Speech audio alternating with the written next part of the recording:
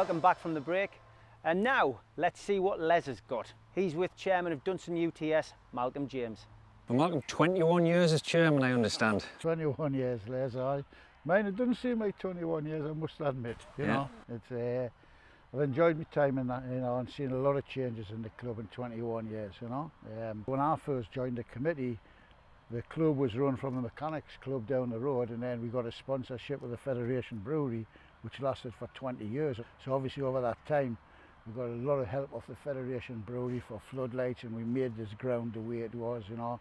Ploughed a lot of money into the ground, and it's paid dividends over the years, because, you know, we're happy what we've got now. We could move up with this ground if we wanted to. The ground has passed the inspection for that. When we lost the Federation Brewery, we didn't have a sponsor for 3 or 4 years, and then a lad from Jarvis, South Shields, Sean Sadler, who's got a company, Utility Technology Services, he came on board as main sponsor. And we got two shirt sponsors, Dunston Van and Truck and Astley Signs, and they've been sponsoring us now with the shirts for over 10 years. So, you know, we've been blessed with good people to help us along the way. This is one of the few grounds I've been to where there's a lot of advertising hoardings around the ground, so you obviously get help. Yeah. But at this level, you still need more help, yeah? Oh yeah, you do, yeah. I mean, you've got to keep looking for advertisers and bringing money in through advertising and that, you know.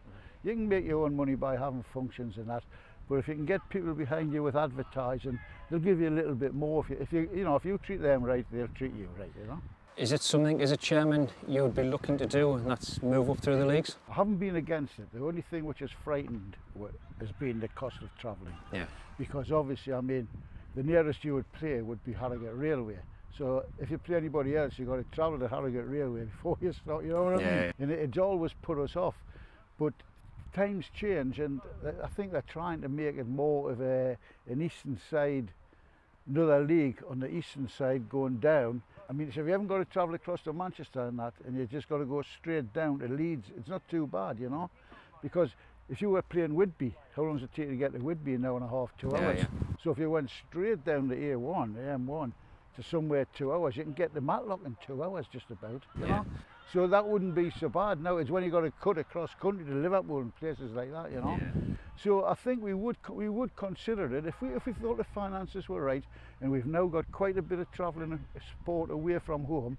We took about 80, 90 people down to Barnoldswick, and if you got them on the coach and helping you with the coach fares, you know, it could be viable. It could maybe do it. I mean, to be honest, we interviewed 15 chairmen last season, and there wasn't one who was particularly keen on moving up, simply because of what you said. Yeah. But on top of that, you need new players with different jobs who can maybe get away. Well, that's right. The journeys that people have got to make now, they've got to maybe finish work at 3 o'clock, play a midweeker. Saturdays they might work Saturdays, and they've got to miss a Saturday. And what do they want? They'll want pay. They want extra money, won't they? Yeah. You know, they've probably got families, mortgages, so you can't blame them for wanting that extra money, really. Also, I spoke last season, as you well know, Morpeth Town won the Vase, and I spoke to Nick Gray about why he thought the Northern League was so successful. Obviously, he's won it yourself in 2012. What do you actually think it is about the Northern League and the Vase? I can go back a lot of years with the FA Vase now, and when Bedlington got to the final, Towlaw got to the final, etc. And the teams that they played have moved up the pyramid, mind, you know. Apart from the Northern League, and I'll probably get wrong by saying this, where teams generally haven't moved up, in other leagues they have moved up because they haven't got the travelling, you know, so they can afford to go up, you know. Whereas up here we're out on a limb. And I think that the actual strength of our league, that's the reason it's so much stronger than other places. But like last season, you mentioned Morpeth, look at Hereford, you know, and the other team that Steve Claridge was manager of. Salisbury, was it? Salisbury? Salisbury, yeah. That's right, you know. If we had to beat Ashford, we would have had to travel to Salisbury. And they were pushing it to try and win the Vase, and of course, Hereford were getting 4,000 or 5,000 people watching them. But Morpeth really done them in the final. It just shows the strength of the league, you know. Well, I did speak to the mayor of Hereford afterwards, right. And he said the problem that he thought they had on the day, they weren't used to a club like Morpeth who actually fought back. there'd been railroading teams week in, week out, because the level of competition was not as strong as what they played on the day. Well, I spoke to Chris Swale shortly before they played in the final, and said to Chris, do you think you've got a chance? He says, oh, he says, because their league isn't anywhere near as strong as our league. They might win some of their games down there 4-0, 5-0. He says, but they wouldn't be Northern League teams 4-0 or 5-0, you know. And they say that's a difference, the strength of the league, you know. And finally, your aspirations for the season ahead? Taking each game as it comes, we're perfect. I know people say that, but we've gone through big changes this close season. We've got a lot of youngsters into the squad. We're not really going to say we want you to do this and want you to do that. We don't want to put any pressure on anybody. What we want this season is the youngsters come here, learn the Northern League, because they've never played in such a tough league. Learn the Northern League, enjoy their football, and hopefully we'll enjoy it with them, and that's all we're going to ask of them. Fantastic. Well, good luck for the rest of the season. Thanks. Thank you. Brand new series, brand new challenge. The challenge this time is still a 5-ball, but one person will play from the touchline. He'll knock it to a player outside the D. He's allowed one touch to knock it into the D, and then he strikes it. Obviously 5 balls, 5-ball challenge, this time slight difference. Let's see how these guys get on.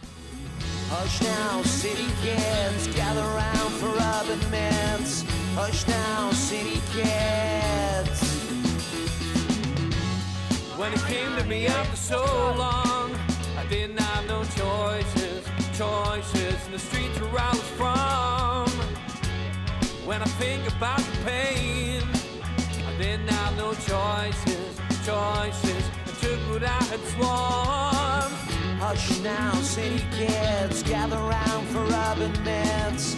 Hush now, city kids. But you know, they wouldn't let you have it any other way. Stepping back from what you like, the past just pulls you back in again. Save me from myself, it just carries on. Just carries on.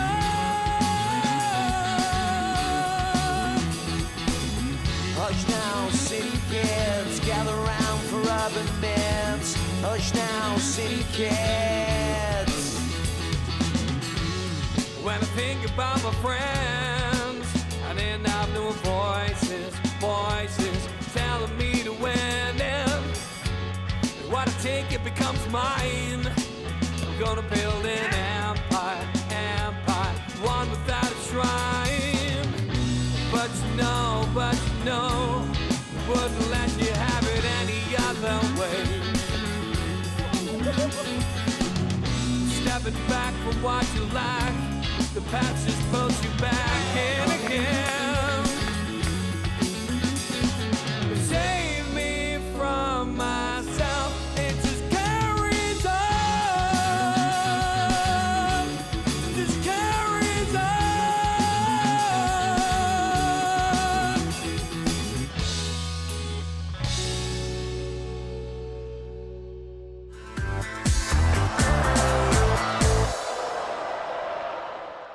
How do you think that went? I think it went really well. I mean, it was good to come down to Dunston and get me baptism of fire out the way here at the club that I work with, but I even heard one of the lads say, "Anth, Joking aside though, Anthony did hurt himself. He reckons it was football. Do you reckon it's dancing? Probably dancing. Dancing. And it's his ankle, and it's not his hair this time. But we do wish Anth a good recovery, a quick recovery, and with a bit of luck, he'll be back next week. You can see us now at a new time, every Friday, 7:30, only on Made in Tyne and Wear.